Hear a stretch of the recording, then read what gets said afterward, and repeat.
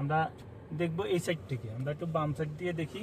হ্যাঁ, প্রথমে যদি আমি এই সুইচটা কিসের, হ্যাঁ এটা যদি দেখি তাহলে আমি বুঝাচ্ছি এই সুইচটা হলো এই যে আমি যে বাতাসটা, যে হাওয়াটা, মানে যে এসির যে হাওয়া বা ঠান্ডা হাওয়া বা যেটাই বাইরে, এই হাওয়াটা যে বাইরে হয় এটাকে মুভ করার জন্য, মুভ কোন দিকে, মানে কোন দিকে মুভ করব ওইটার জন্য এই সুইচটা। তাহলে এখন আছে কোন দিকে, এখন সামনের দিকে আছে, এই যে দেখে এখানে আছে সামনের দিকে, তার মানে এই খালি সামনের এই গুলো দিয়ে বাইরে, মানে হ্যাঁ মুখ বরাবর আসতেছে।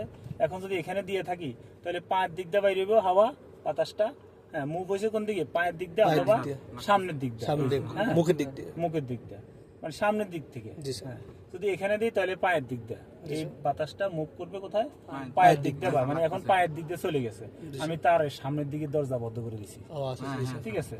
এখন আমার এদিকে দিছি, ওই যে গ্লাসের দিক দিয়ে বাইরিব অত আর পায়ের দিক দিয়ে বাইরিব, গ্লাস যে গ্লাসের পাশে দিয়ে আর কি, দিক দিয়ে, মানে অনেক সময় গ্লাস গোলা হয়ে যায় না, তখন আমি গ্লাসটা গোলা করার জন্য, কাটানোর জন্য গ্লাসের সাইডটা দিয়েছি, ঠিক আছে। তারপরে আমি যদি দিতে সরি, তারপরে এই যে নিচে যদি ফুল দিই এটা গ্লাসের দিক দিয়ে, গ্লাস আছে না এই গ্লাসের দিক দিয়ে বাইরে, সাইডের গ্লাস এই যে দেখো এই সাইড দিয়ে গ্লাস বাইরে, এই দিক দিয়ে বাইরে এই গ্লাস ফুল গ্লাসের দিক দিয়ে বাইরেছে, ঠিক আছে। তারপরে এটা হলো দ্বিতীয়টা গেল এটা, হ্যাঁ এটা হচ্ছে আমার ইয়ার কুলার যে বাতাসটা যে বাইরে, হ্যাঁ এটা হচ্ছে ইয়ার কুলার বলে বাতাস আর কি, বাতাসটা বাইরে নেওয়ার জন্য। এই বাতাসটা এটা হচ্ছে যেমন তুমি রেগুলেটর চালাও না, ঘরের মধ্যে ফ্যান চালাও না, রেগুলেটরে কমা বাড়াও না, কম বেশি, এটা হচ্ছে কম বেশি। এটা হচ্ছে ইয়ার কুলারের সাথে যদি তুমি এসি সুইচটা দাও তখন তোমার এসি মানে ঠান্ডা হাওয়াটা বাইরে, এই যে তোমার ইয়ার কুলার দিছো বাতাস বাইরেতেছে, এর সাথে ঠান্ডা বাতাস বাইরে দিলে তোমার এই সুইচ দিতে, এটা ঠান্ডা বাতাস এখন বের হবে। হ্যাঁ, এখন যদি তুমি এটা না দাও তাহলে কি খালি বাতাসই বাইরে হবে, ঠান্ডা আর হবে না। হ্যাঁ, এগুলো এই সাবজেক্ট। এখানে আসো, এখানে যে এই সুইচটা এটা হচ্ছে তোমার এই নীলে যখন থাকবে তখন তোমার এসি দিলে ঠান্ডা হাওয়া বাইরে, আর যদি এটারে উল্টাই দাও এখন হলো গরম হাওয়া বাইরে, তবে তখন এসি বন্ধ করে দিতে হবে। দেখছো গরম বাইরে, জি স্যার গরম। এটা হচ্ছে শীতকালের জন্য আর কি, তাহলে বুঝতে পারছো কোনটা কি, এগুলো এই সাবজেক্ট। এগুলো তো হলো অডিও ভিডিও যদি যে চালায় ওগুলো আমাদের দরকার নেই, ওগুলা যারা চালাইবে তারা বুঝবে, ঠিক আছে। তাহলে এখন আসছি ড্যাশবোর্ডে।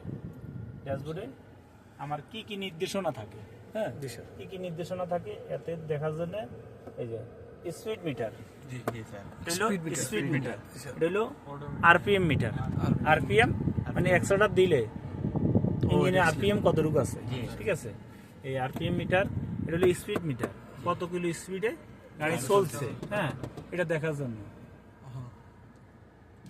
হ্যাঁ করে ঢুকাবে না, ডিস্টার্ব করে কেন, লাগাও। হ্যাঁ, তাহলে তোমার কত কিলো স্পিডে গাড়ি চলতেছে ওটা দেখার জন্য। তারপর আছে তোমার ফুয়েল গ্যাস এবং টেম্পারেচার গ্যাস। ফুয়েল এখন কতটুকু আছে, 2 দাগ আছে, ঠিক আছে, এটা দেখার জন্য। ফুয়েল কতটুকু আছে, 2 দাগ। হ্যাঁ, টেম্পারেচার এখন মাঝামাঝি আছে, ঠিক আছে। যদি আসছে উপরে চলে যায় তাহলে আমার বুঝতে হবে যে ইঞ্জিন ওভারহিট হয়েছে। হ্যাঁ, এর জন্য ওই যে টেম্পারেচার গ্যাস কোনটা এটা বোঝার জন্য সহজ উপায় হলো এই যে চাবির মতো একটা লোগো থাকবে, দেখা যায়, বুঝতে পারছো, চাবির মতন লোগোটা, এটা যদি কোথাও থাকে তাহলে বুঝতে হবে যে এটা টেম্পারেচার মিটার, টেম্পারেচার গ্যাস। হ্যাঁ, এটা এরপরে এটা অনেকভাবে থাকতে পারে, এরকম কাটা আলাও থাকতে পারে, হ্যাঁ তখন এটা এদিকে এদিকে ঘুরবে, ঠিক আছে। হ্যাঁ, এরপরে তোমার এই পাশে এরপরে ওইটা হচ্ছে অটোমিটার, মানে ইঞ্জিন গাড়িটা তৈরির পরের থেকে কত কিলো চলছে, 19,920 কিলো, 20 কিলো। হ্যাঁ, এখন টিপ মিটার কোনটাকে বলে, এই যে ধরো টিপ মিটার দিছো না, এটাকে মনে করো 0 করলে, এখন আমাদের 10 কিলো আছে, এটা 0 করলে এটা হলো টিপ মিটার। হ্যাঁ, গেলে এই সাবজেক্ট। এখন দেখবো আমার কি বাতিগুলা কি কি শো করে, এই যে এখানে যে বাতিগুলা শো করে এর কোনটার কাজ কি। ড্যাশবোর্ডে এই যে লাল 3 ধরনের বাতির কথা বলছি না, 3 ধরনের মধ্যে 2 ধরনের তো এখানে দেখা যাচ্ছে না, যেমন একটা হচ্ছে লাল, 4 কোণাইকা যেটা লাল, হ্যাঁ এক পাশে প্লাস এক পাশে মাইনাস, হ্যাঁ এটা হইলো ব্যাটারি বাতি, ঠিক আছে। যদি কোনো কারণে ডাইনামা চার্জ না দেয় তাহলে এটা জ্বলে থাকবে, হ্যাঁ এটা জ্বলে থাকলে তখন আমি দেখতে হবে ডাইনামা কত চার্জ দিচ্ছে না, এই জন্য এটা জ্বলে রয়েছে, স্টার্ট হওয়ার পরে যদি জ্বলে থাকে। তারপর একটা হচ্ছে আমার এয়ার ফিল্টারে যদি কোনো ময়লা থাকে, আরে ফুয়েল ফিল্টারে যদি কোনো ময়লা থাকে তাহলে এটা জ্বলে থাকবে, ঠিক আছে, বাতিটা জ্বলে থাকবে। ওটা পরিষ্কার করে দেওয়ার পরে এটা অফ হয়ে যাবে। যদি কোনো কারণে এরপরে জ্বলে থাকে তাহলে কোনো লাইন টাইন খারাপ আছে এই জন্য জ্বলে রয়েছে, কিন্তু এটা জ্বলে থাকার পরেও আমি গাড়ি চালাইতে পারবো, অত রিস্ক না, ঠিক আছে। তবে লাল কোনোটা জ্বলে থাকলে আমি এই অবস্থায় গাড়ি চালাবো না। যেমন লাল জ্বলেছে কিরকম, যেমন তোমার হ্যান্ড ব্রেকের বাতিটা জ্বলে রয়েছে, এটা কি জন্য জ্বলে রয়েছে বুঝতে পেরেছি, তখন আমি হ্যান্ড ব্রেকটা নামাই দিব। হ্যান্ড ব্রেক অবস্থা যদি গাড়ি চালাই তাহলে কি হবে, হ্যাঁ গাড়ি হাঁটবে না, ইঞ্জিন ওভারহিট হবে, চাকার ক্ষয় হবে, মানে ব্রেক শু ক্ষয় হবে, ঠিক আছে। এই জন্য যখন জ্বলে থাকবে তাহলে অবশ্যই আমার এটা নামাই দিতে হবে। যদি ওয়েলের বাতিটা জ্বলে থাকে ইঞ্জিন স্টার্ট হওয়ার পরেও, তখন আমি অবশ্যই দেখতে হবে আমার কি ওয়েল কম আছে না ওয়েল পাম্প চলে না, এই জন্য এটা দেখতে হবে। না হলে কি হবে, ওয়েল উঠে না, এই জন্য ওয়েল পাম্প খারাপ হচ্ছে, ওয়েল উঠে না, এই জন্য ইঞ্জিন ওভারহিট হইতে পারে, ইঞ্জিনে ক্ষতি হতে পারে, ঠিক আছে। এই জন্য আমি এটা খেয়াল রাখবো। বা ডাইনামা বাতি জ্বলে রয়েছে, ওইটা ডাইনামা সাউন্ড দিচ্ছে না, তো দেওয়ার পরে এই যে এই পাশে আছে তোমার এবিএস বাতি, এটা হলুদ, এগুলো যদি জ্বলে থাকে কোনো সমস্যা নাই, চেক করে নিব পরবর্তীতে, ইমার্জেন্সি না।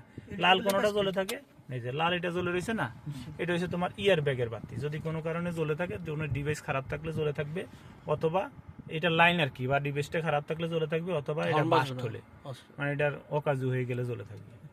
এখন স্টার্ট হওয়ার পরও যদি জ্বলে থাকে আর কি এই ধরনের কোনো লাইট, কথা ক্লিয়ার।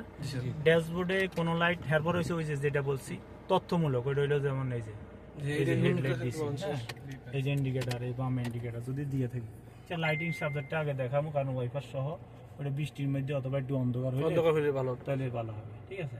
তাহলে এটা এক সময় লাগলে স্যাররা বল দিও, স্যাররা দেখাই দিও। লাইটিং গুলো পরে দেখাই। আর স্টার্ট অবস্থায় যে এসি সুইচটা বন্ধ করে দিলে তো গাড়ির স্টার্ট দিয়ে কমে যায়, বা ওই কি বলছি, এটা হচ্ছে ইয়ার কুলার, আর হচ্ছে এটা হচ্ছে এসির কম্পিউটার চলবে, তখন কম্পিউটার। স্যার আর এটা কি স্যার? এটা হচ্ছে যে পিছনে যে গ্লাসটা দেখো না, ওই যে পিছনে যে গ্লাসটা, এটা এক রাখ দেখা যায় লাইটের জন্য না, ওই ট্র্যাকটা একটু যখন কোনো কারণে গোলা হইলে তখন এটা দিয়ে রাখলে একটু এটা গরম হয়ে একটু ক্লিয়ার হয়ে যায়, গ্লাস ক্লিয়ার, ঠিক আছে। তাহলে এটা যদি আমি এখন না দিই তাহলে তোমার ইঞ্জিন কি জন্য ইঞ্জিন স্মুথ হয়ে যায়, কারণ হচ্ছে এটা দিলে একটু কম প্রেশার চলে, তো তখন একটু শক্তির প্রয়োজন হয়, এই জন্য এটা দিলে দেখা যায় ইঞ্জিন স্পিড বাড়া যায়।